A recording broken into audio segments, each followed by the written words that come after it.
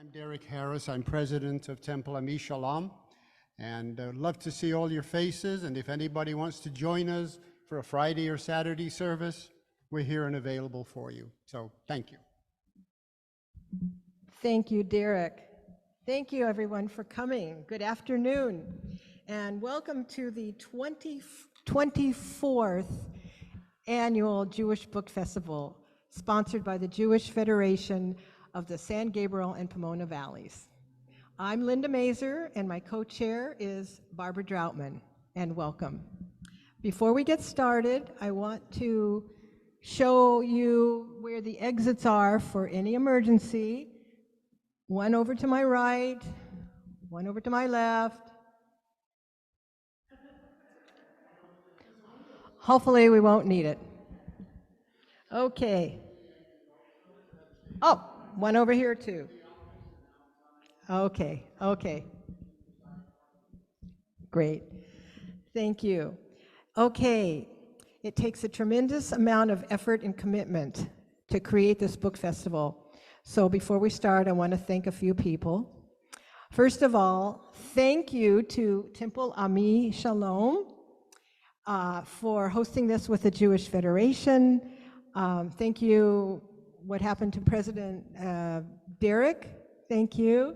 And Sue Morris, wherever you are, and the Sisterhood crew, and the Zeller family for the beautiful memorial reception we will have honoring Lynn Zeller, which will follow our program. Lynn was a beloved member of this congregation and our book festival committee, and we're so happy to have members of her family here today. Where are they? Can you raise your hand? Thank you very much. Okay, and thank you to our dedicated committee members. Raise your hand, committee. Thank you. And our advanced readers, the Federation staff, and our coordinator, Rebecca Russell, our behind-the-scenes tech wizard, Jake Tavel, the Jewish Book Council in New York, where we get all of our authors, and our literary circle members whose financial support makes this whole festival possible. Are there any board members from the Jewish Federation in the audience? Oh, John, of course. Thank you, John. Thank you for coming. Okay, this afternoon's program will be a presentation by Andrew Lawler, followed by Q&A. If you are watching virtually, just go to the Q&A at the bottom of your screen and type in your questions. And the chat will be disabled. If you are here in person, we just silence your phones and save your questions for after the presentation. If you want to purchase the book or any other books for this year's book festival, those of you in the room can do so right afterwards and have the author sign them. And those on Zoom will have the opportunity to either buy them at a future book festival event, at the Federation office, or you can click on the link in the chat, all during this presentation. And now, it is my pleasure to introduce tonight's author. Andrew Lawler is the author of 3 books, the last one which you'll hear this evening. But first of all, there was the widely acclaimed Why Did the Chicken Cross the World? The epic saga of the bird that powers civilization.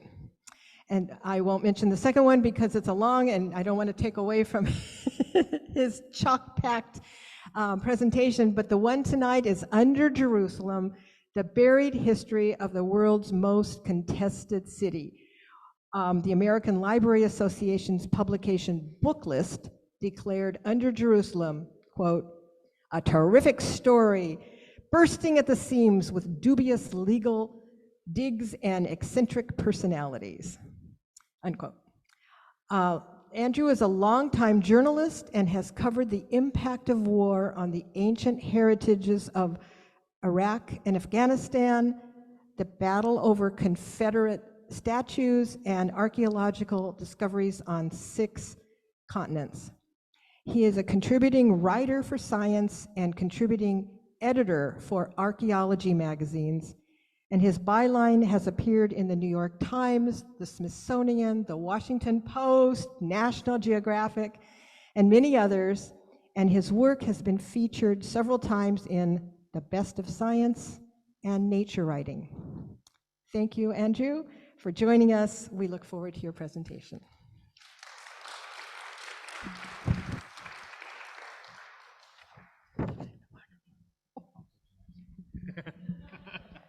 Not so fast. Okay. Good evening, and thank you so much, Linda. We had a wonderful brunch today with some of the volunteers. And for those of you who have not been involved with this book festival, it is an incredible machine. I was one of like 250 authors. We were on a Zoom call for 2 or 3 days. You get your 2 minutes, and then people decide whether they want you to come speak or not. So it's really a great honor. I want to thank Mike as well for handling all of the technical issues, and Barbara as well, and of course the Temple for allowing us to be here tonight. After 2 years of being in lockdown and me sitting in my office talking to unknown people on my screen, I'm so delighted to actually have humans in front of me to tell me when I really have bombed on a joke. So thank you very much. Let's see. So I guess what would be appropriate, first of all, I want to ask, how many people have been to Jerusalem here? Oh, dear God.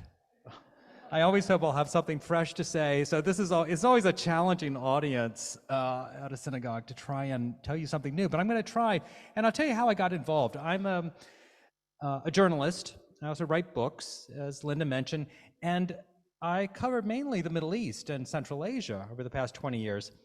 And I'll tell you the truth, I avoided Jerusalem like the plague. I really did. Why? Well, I like going to those digs in the Middle East where you're dealing with something that happened 3,000 years ago, and it's pretty simple in terms of the science. But then I went to a conference in Haifa a few years ago, and I stopped by Jerusalem just to say hi to a few friends, and I ran into Israel Finkelstein, who's a very renowned Israeli archaeologist. Some of you may have heard of, you may have even met him. And he said, let me take you on a tour. And knowing that Israel is married to a French woman and he really loves good food and wine, I knew I was in for a short stroll and a long lunch. But I was really wrong. He took me underground, introduced me to excavators who were doing things I didn't even know were happening. I thought I knew what was going on in Jerusalem. I didn't. And in the course of that afternoon, and by the way, I never got lunch, I kept running into these archaeologists who would say, oh yes, here's, this tunnel was dug by Warren and like, who are these people that dug these tunnels long ago? And I got curious and I realized there's never really been a story told about how Jerusalem was dug. And the more I dug into that story, the more I realized it actually is the story about why Jerusalem is such a crazy, contested, and violent place today. It all goes back to what happened in Jerusalem in the 1800s. Not the 1200s, not the time of Herod, but the 1800s. So that's the story I'm going to tell you today because I couldn't find a book that told me that, so I had to write it myself. So we're going to get going here. And if technology works, well, let's see, can you see everything? Oh, you don't want to see that. Let's see. Why is that? Why is that not? Okay, just bear with me while Rebecca comes up here and shows me what to do.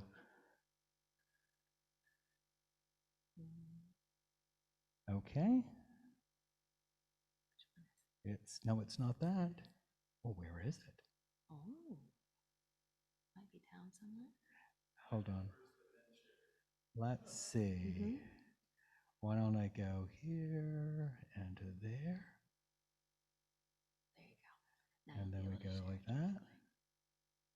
And then go back Can you to see it?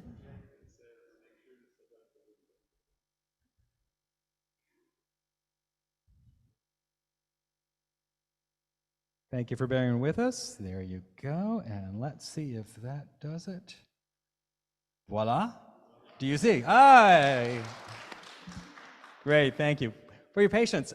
And by the way, the photographs I'm going to show you were taken by Simon Norfolk, who's a friend of mine, National Geographic photographer that I worked with. I did a National Geographic story on this subject, and he's kindly allowed me to use a lot of these photos, most of which have not been published.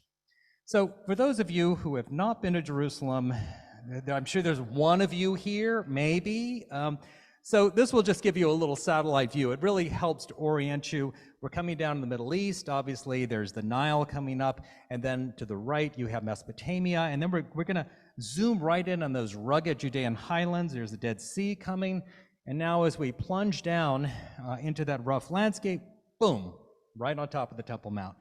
And that is the, I'd say, the scene of the many crimes we're going to talk about. So, obviously, Jerusalem is an important place for the three monotheisms. Of course, you know the Western Wall, the Dome of the Rock. To the right there is the third holiest site in Islam. And the Muslim belief is that Muhammad made a heavenly journey, a spiritual journey up into heaven where he met all the prophets, including the Hebrew prophets as well as Jesus. And of course, at the top there is the Holy Sepulchre, which is only like a 15-minute walk. Has anybody here been to the Holy Sepulchre? Yeah, okay. You know it's not far, and that's of course the traditional place where Jesus was crucified, died, and was resurrected. So all of these are happening in a very small space. But as you know, if you've been there, every stone there has some kind of meaning. And we're talking about a very small space. I mean, you could actually take the old city, which you can see there on the right, and you could drop it into the reservoir in Central Park. Now, I don't recommend that, but you would still have a little room left over. So we're talking about a very, very concentrated area, and a lot of people don't really fathom that if you haven't walked its streets. Now, it's important to understand the geography. Why? Because most places in the world where archaeologists dig, you dig here, you go down to the older stuff, and then the older stuff. It's pretty simple, but Jerusalem is complicated. And I don't mean the politics. The geology is complicated because it's limestone, and you have water moving through the limestone that creates natural caves and caverns and fissures. And as a result, even without humans there, Jerusalem would be pocked with all kinds of underground spaces. But you add humans, and if you see there at the bottom right, that is Zedekiah's cave. If you've been in it, it's the largest underground space in Jerusalem. Basically, it is Jerusalem. The stone from that immense cavern was cut out and then taken up above, and so you have the city up above, which came from the rock dug out from below. And as a result, these spaces that may have started out as a quarry, they might end up a century later as a reservoir or a cistern for your water. After that, somebody might turn it into their basement, and after that, it might become a sewer. Just dump your stuff down there because there were no pipes up until the 1800s. So all of these spaces get reused and reshaped in so many different ways that it's really hard to conceive of the complexity underground.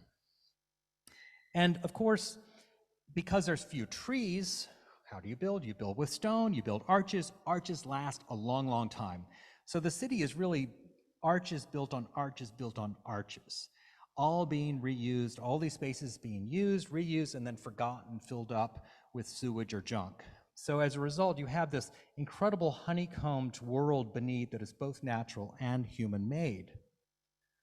Now, this requires a little explanation. I stayed in the Christian quarter when I was there in the old city, and one day I went to my grocery store, and the owner said, "Who are you?" He's a Muslim. He's like, "Who? You're not a tourist. You've been here too long." And I told him what I was doing, and he laughed. He walked over to the potato chip aisle, he lifted up a hatch, and he vanished down it. What was I to do? Well, obviously I put my groceries down and I followed behind. And when I got down there, I turned my iPhone light on. I could not see. It was a space far larger than this space.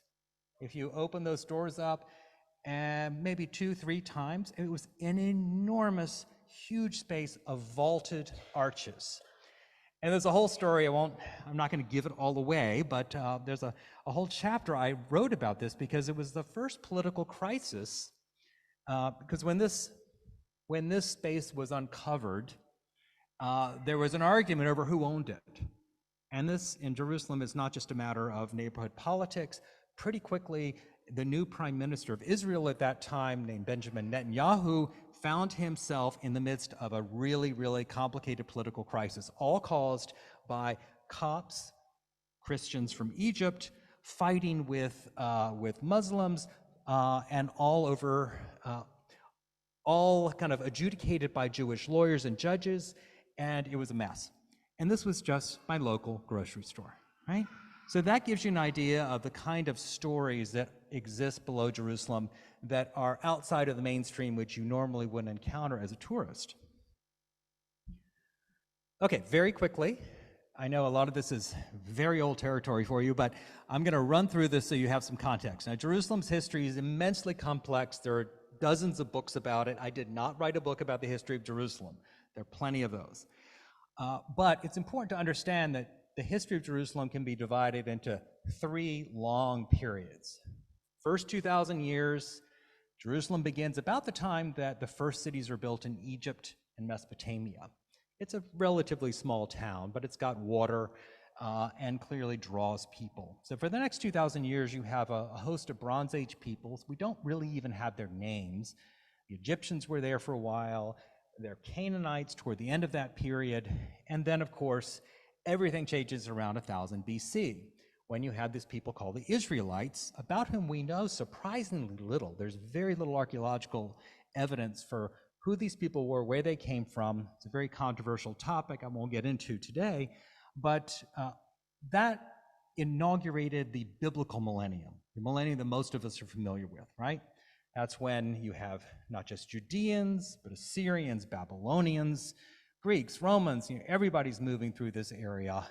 And of course, Jerusalem is the main city for Judea for those 1,000 years until 70 CE. Of course, then the Romans, who are tired of these Jewish rebels fighting with each other, they come in and they just wipe the city out. So the city that you walk in today is really the city designed and built under the power of Hadrian, Emperor Hadrian in the 2nd century CE. There's not a lot left visibly on the surface from that period prior to the destruction of the Romans.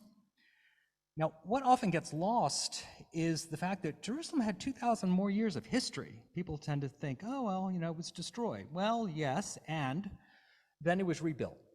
First as a Roman army camp, and then it became, during the time of the Byzantines, who were Romanized Christians, it actually became a larger city than it was under Herod. This is fairly new information we've gotten from archaeology.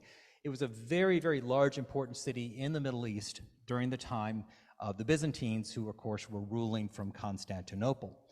And after that, the Arabs come in with their new faith, Islam, in the 7th century.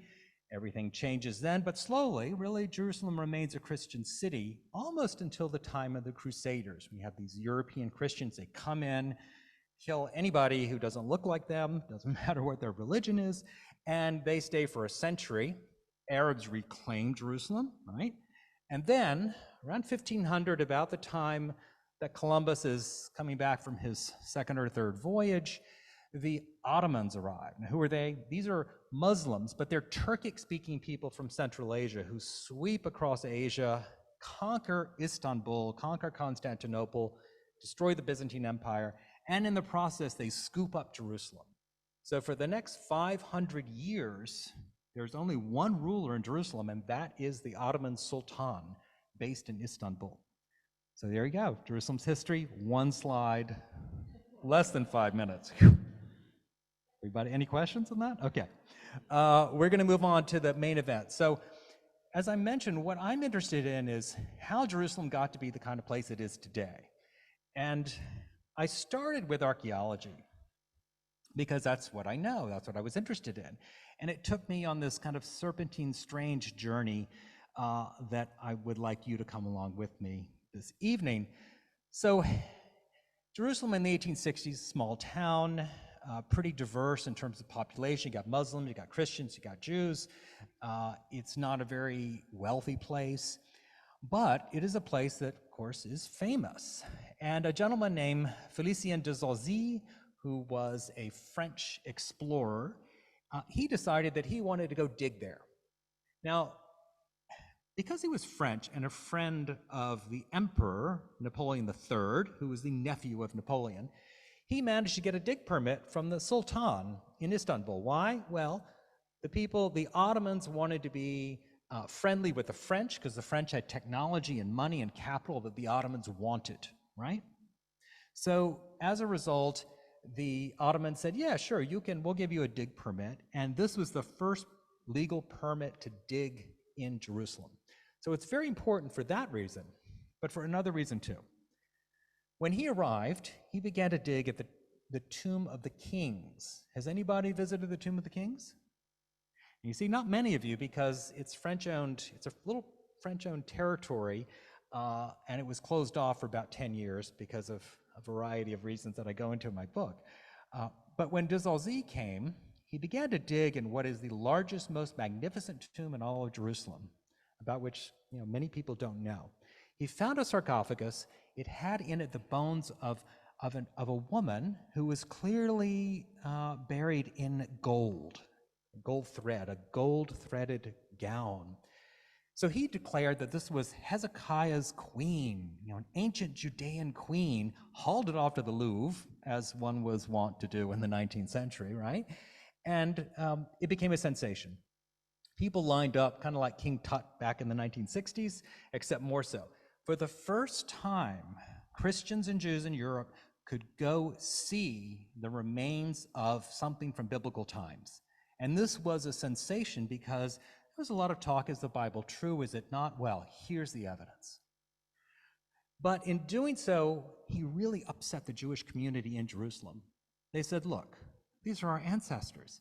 You're digging up our ancestors. How dare you?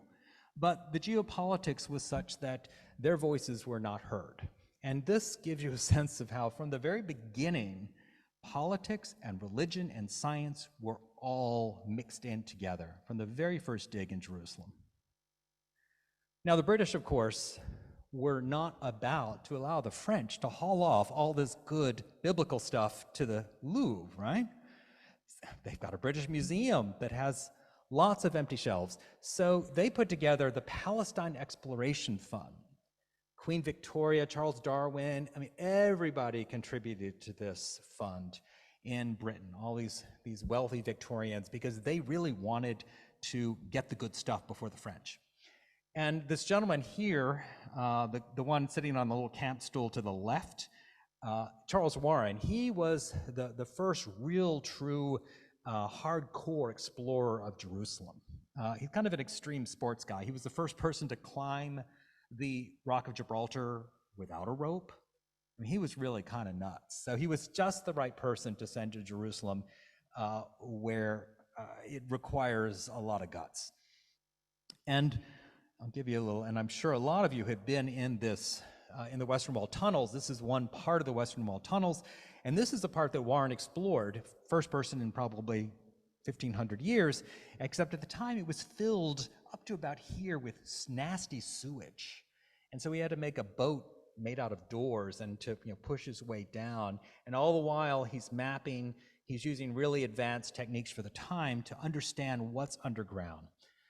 And in doing so, he also had to do things like use explosives, because there are pathways and tunnels that were filled with debris.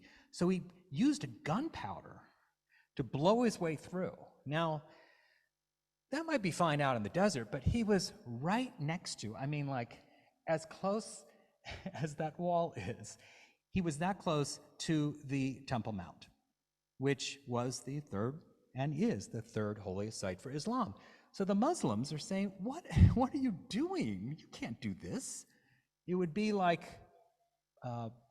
if Turks decided they wanted to go and excavate next to the Vatican, right? There'd be a little blowback. And most importantly, the Arabs weren't so much mad at the British, who were just they had a permit. They were mad at the Ottomans. They said, you Ottomans, you're Muslims, and your job is to take care of our holy sites, and you're not doing a very good job of it. So it created this tension, which plays out in a very big way in the century to come. And next, of course, by the 1890s, people were starting to get interested in Europe, in what was underneath Jerusalem, but hey, we know that Solomon had this enormous tomb, right? He built an enormous city, and there at the bottom right is an idea of what his tomb would have looked like.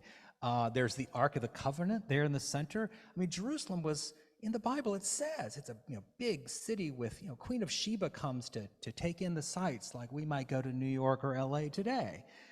So where was it?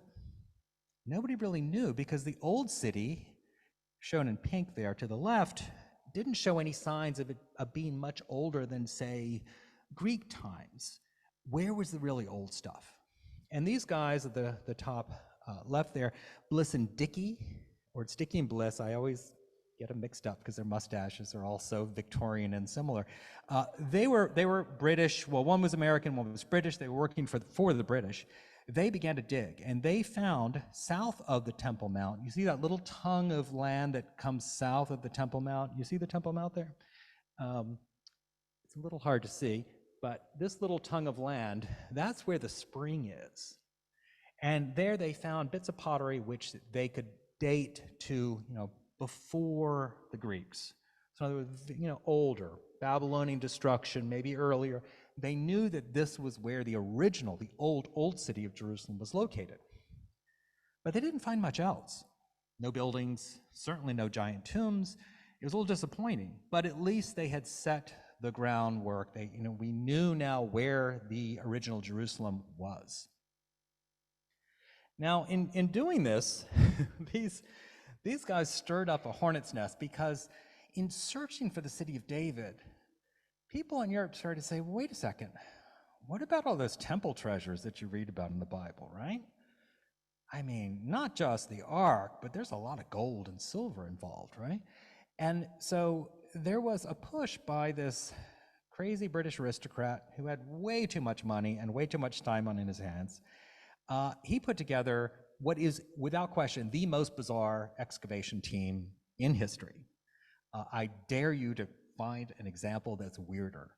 I mean, he had, really, I'm not making this up, a Swiss psychic, a Danish poet who believed he had been able to crack the code of Ezekiel that told you where the ark was actually hidden. He had a Swedish steamboat captain who had worked on the Congo River about the time that Heart of Darkness was being written, and a cricket star. What was missing? An archaeologist, right? Forgot to hire the archaeologist. It gives you an idea of how wacky this was. And it was wacky, but it also almost caused a world war. And I won't go into detail again. I think it's my favorite chapter, because in the course of trying to find the Ark and the temple treasures, this bunch of Christian Europeans, they really, I'll tell you this much. They bribed the guard at the Haram al-Sharif, at the Temple Mount. They went in there with pickaxes at night, dressed as Arabs, and they started hacking away at the sacred stone. Right, are you kidding? Of course, they were found out, and what happened next was important for a lot of reasons, but I'll just say one thing. It was important because Arab Muslims finally said, enough is enough. We cannot trust these Ottomans to protect our holy site. We're going to have to take it on ourselves. We need to do the job of protecting this place ourselves. And that is the beginning of the kernel of Palestinian nationalism. Predating, this predates the state of Israel, obviously. And so it's important to remember when you read about Palestinians being so touchy about the Temple Mount, you have to go back to this. You have to know this history to understand why it's such a hot button issue that predates their issues with Jews. And speaking of Jews, by 1913, of course, Jewish Europeans, and as well as Americans, they're reading in the newspapers all about these finds. And these are Christians, European Christians, who are making these finds, and they get a little frustrated, understandably. It's like, wait a second, this is our heritage. What right do these European Christians have to come and dig up our heritage, our Jewish heritage? So Edmund de Rothschild put together a team, the first Jewish excavation team in that part of the world, and began to dig. Allegedly, they were looking for, the tomb of David, maybe the tomb of Solomon. It was all scientific, but actually it wasn't. It actually, as he said himself, excavations be damned, it's possession that counts. He wanted to get the Ark and the temple treasures before the Christians did, because he knew the Christians were just going to sell it on the art market to the highest bidder. So he thought, we're going to get it first. So again, you've got this incredible competition, in this case, not between British and French, but between European Jews and European Christians. And this creates a whole new set of tensions. But of course, in the first half of the 20th century, not much digging gets done. Why? World War I comes, and of course, by the end of World War I, the British finally have succeeded in what they've wanted all along, and that is to control Jerusalem. So in 1917, they march in, they take it over, it's part of Britain now, and they're really, really happy until it gets messy. Because of course, you have an immense numbers of Jews begin to move in during the pogroms in the 20s and 30s, and then of course you get the Holocaust. So by the end of World War II, Israel, or Palestine as it was called then, is filled with Jewish refugees. When it comes, they need a safe place, they need a place to go. And the Arabs, of course, oppose that. And the British are caught in between, don't know what to do, and finally they just walk away. And when they do, as you know, Israel is created, there's a war, and Jerusalem is divided, like Berlin was a dozen years later. And a lot of people, we tend to forget this, but you had barbed wire running along parts of the old city walls. I mean, it was that separated. Jordanians on the east, really the old city and what was east, and then of course Israel to the west, West Jerusalem. And it remained that way until, naturally, 1967. So after 50 years, really, of very little archaeology getting done, there was some, but not really significant digs, this is when things really started to happen. And you had enormous digs that began in the old city, because for the first time, Israeli Jews had access and were able to dig. So what did they do? Well, of course, there are immense digs around the Temple Mount, not on the Temple Mount, because that was still Islam's third holiest site. Israeli security forces controlled security, but the Muslims remained on the Mount and kind of in charge of praying, of overseeing the Muslims who went there to pray. But there was plenty of space around the Temple Mount to dig. And so Benjamin Mazar, shown here on the left, a very famous Israeli intellectual. He was a president of Hebrew University, very distinguished scholar. He dug at the southwest corner where he found, as you'll see there, that artist's conception, what has to be the largest ancient pedestrian overpass ever built. And this leads up to the Temple Mount. So this was part of the reconstruction of Jerusalem and the Temple Mount that began with Herod the Great in the 1st century BCE. So for the first time, they really found good, clear, solid evidence of what the city would have looked like then, and it was, of course, quite grand, as was kind of expected. And this was also helpful for the Israeli government, because in the late 60s, there had been an international outcry when Israel basically said, well, this is ours now. And the rest of the world said, no, it's not, it's occupied territory. So by finding this ancient Jewish city, it was also a way of saying, you see, it does belong to us. So something that was built 2,000 years ago had real immediate importance. But archaeology is a funny thing. It doesn't always tell you what you want. It can surprise you. And this gentleman on the left in the blue shirt, Meir Ben Dov, I spent a good deal of time with him in Jerusalem. He's still alive. He's well into his 80s, but he is a real character. And he was a young man at the time, and he began to dig with Mazar. Mazar was digging in the southwest, and he had a dig that was just south of the Temple Mount. And you see there in the schematic drawing there, you see the Dome of the Rock in the center of the Temple Mount, then Al-Aqsa Mosque, which is just barely to the right. And when he dug, because nobody had really done extensive excavations in this area, he found palaces, immense, huge, beautiful, elaborate palaces. Well, who in the heck built those? Wasn't from the time of Herod, wasn't Crusader. He finally nailed it down. These were early Muslim palaces. And this was shocking because most scholars believed that while the Muslims had built religious structures in Jerusalem in the 7th and 8th centuries, they really didn't think it was that important politically. But this proved that to be wrong. In fact, for early Muslims, Jerusalem was an important political as well as religious center. And this was political dynamite. So much so that when Ben Dov went to one of his archaeologist friends, a very distinguished senior archaeologist, Israeli, the guy said, "You got a bulldozer?" Ben Dov said, "Yeah, why?" He said, "Bulldoze it. We don't want people to know about this."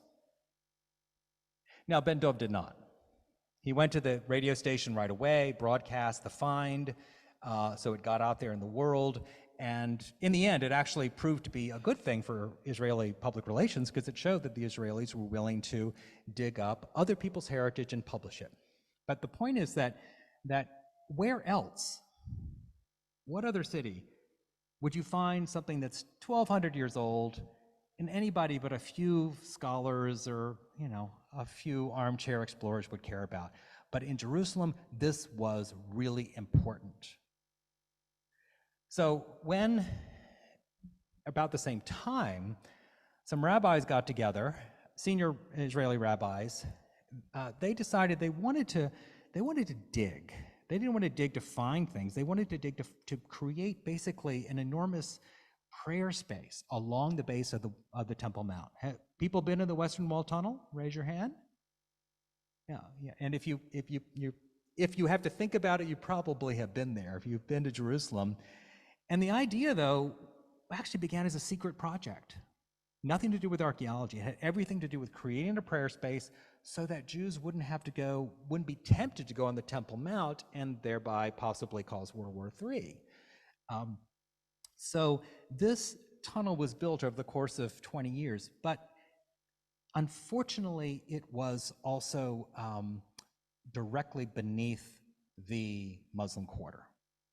And so it caused enormous troubles when they opened up the exit at the end of the Western Wall Tunnel.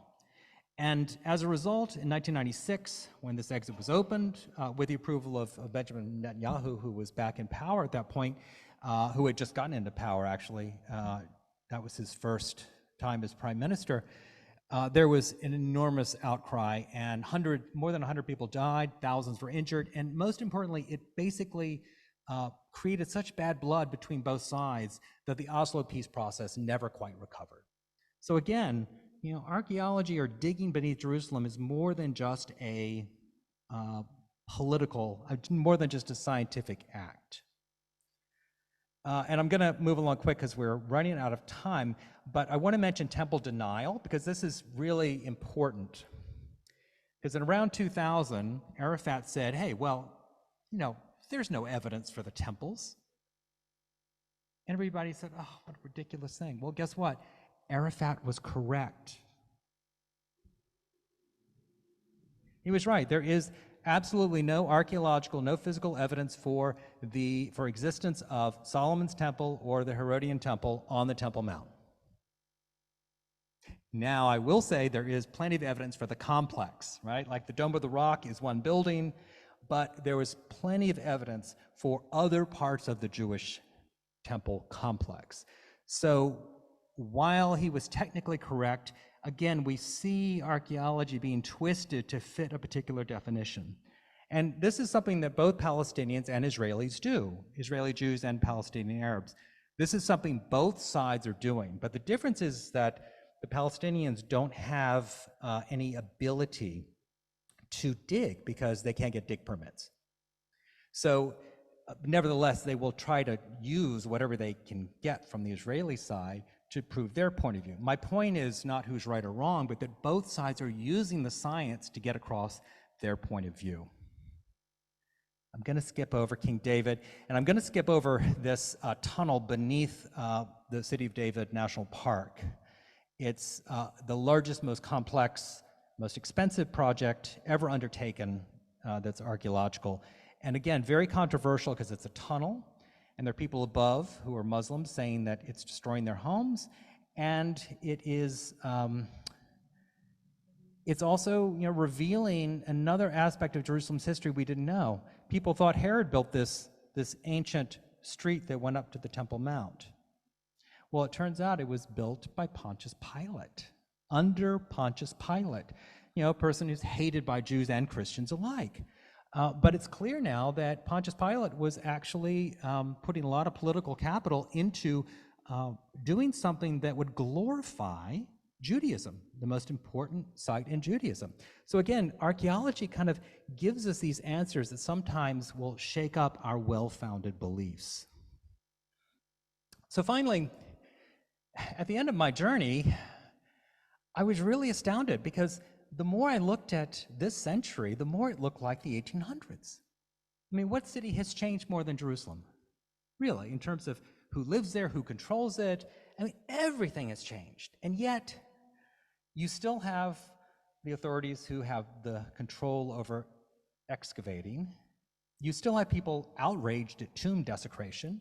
In this case, today it's more Orthodox or Haredi Jews who are really upset about archaeologists digging up potential Jewish graves. I mean, this caused riots in Jerusalem in the past 25 years, some serious riots, not so different from the 1860s. And then you have complaints of building damage from tunneling. I talk to people, today who have those complaints, same thing that was going on in the 1800s.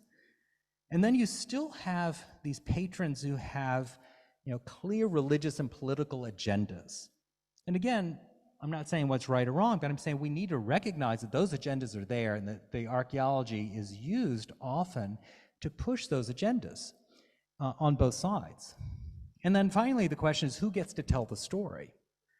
So it's important when you're reading about these finds, and people like me writing them, to question it. Well, who paid for this, and do they have an agenda? These are just important questions to keep in mind, because unlike those sites I like to write about that are out in the Middle East in the desert, politics and religion are constantly a piece of Jerusalem. And finally, when we get to questions, I was really I was astonished to learn that it was Western Christians who started this all in the first place. Really, there were no Jews or Muslims involved in those first digs. In fact, the Jews and the Muslims were opposed to what they saw as desecration of the holy city. Treasure hunters coming in who didn't have anything in mind but making a profit or selling museum tickets, right? And this is really important because, of course, what the Christians did then by the 1890s and 1900s, Jews are saying in Europe, well, we should do this too. So it really began, though, with that desire by mainly Protestants, British Protestants primarily, to prove the Bible. And from that, this series of events happened that led to the creation of the State of Israel and led to the state that we have today. The biblical millennium is still getting way too much attention, in my view. I think there's a lot of, there are 4 other millennia that are really important in Jerusalem's history, but that's hard to do because funders want to give money to projects that focus on that biblical millennium. So that's a hard one to fix. But in the end, I think that science does have something here to offer that's really important. You have very fixed Jewish, Muslim, and Christian narratives about Jerusalem. and all kinds of slices within those, of course. But what science can do over time, maybe over 200 years, it can begin to slowly kind of wear away at those ideas by giving us data which contradicts our deep-seated beliefs. And it doesn't mean it changes our beliefs. I think it just will give an opportunity for us to see Jerusalem as maybe a more richer and more interesting place. And in the end, possibly it could even become a city of peace. Thank you.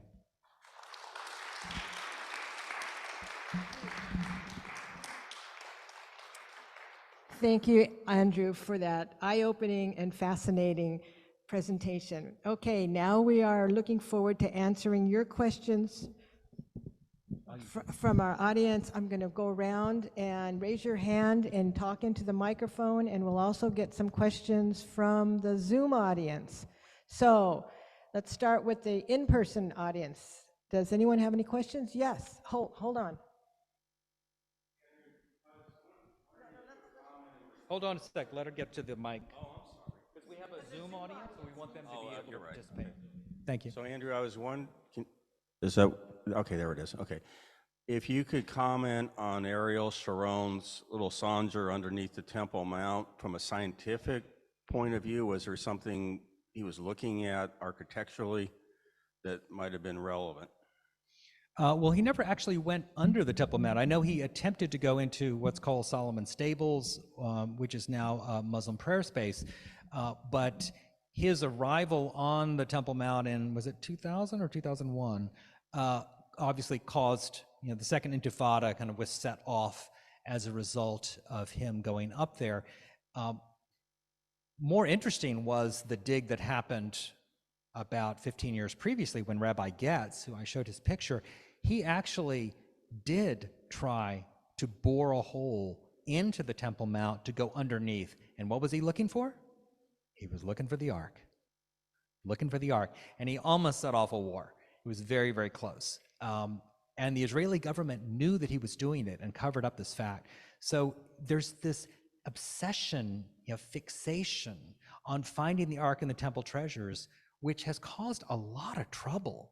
We think of Raiders of the Lost Ark as kind of harmless, treasure hunting or entertainment, but really in the real world, this obsession with the Ark has caused enormous political stresses and strains, and it will continue to do so. There's a Christian group that not long ago that was digging, looking for the Ark. So it's not just Jewish searchers.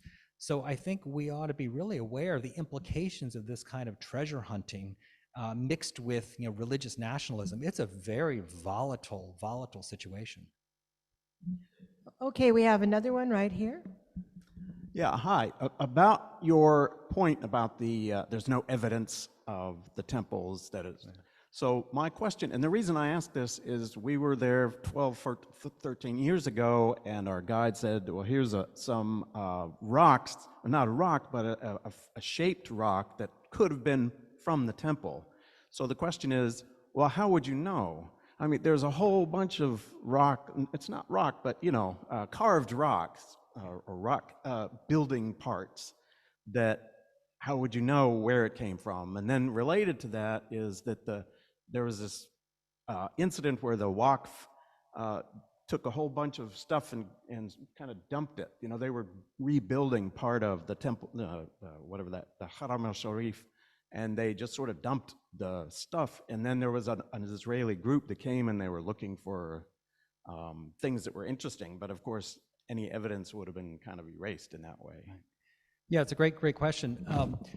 Well, the trouble is there haven't been any formal archaeological digs of any large extent on the Temple Mount. They're unlikely to be those because it's a holy site, and it's unlikely that the Muslims are going to want Israeli archaeologists to take part in that. And the Muslims aren't really interested in doing archaeology. In their view, it's interesting talking to them. In their view, their heritage, they don't have to dig for their heritage. They are their heritage. Like, they're not looking for their heritage like we Westerners tend to. They're like, we're here. This is who we are. So it was a very interesting perspective that helped me to understand some of the tension.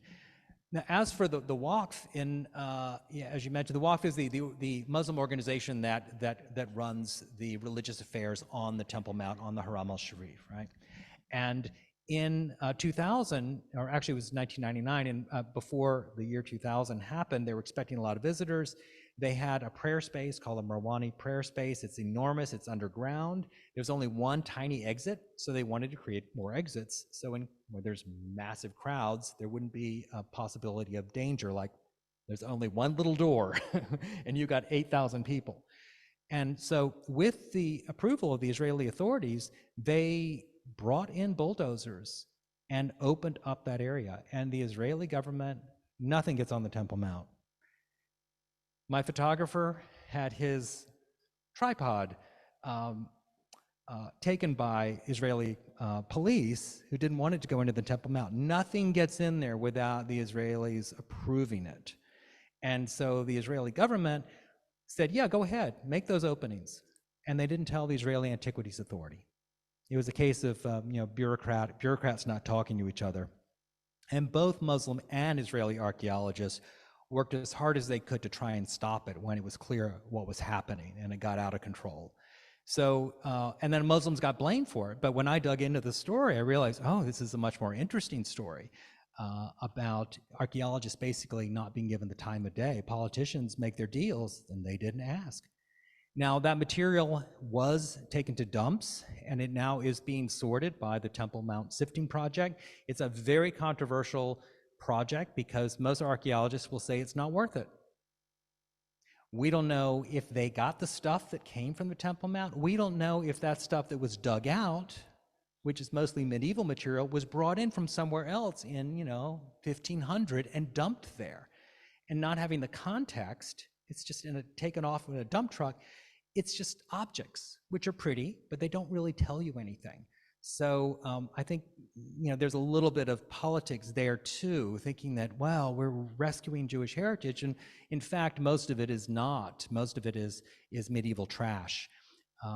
It was a really unfortunate incident, and I think what we need is better cooperation between both sides to prevent something like that from happening again.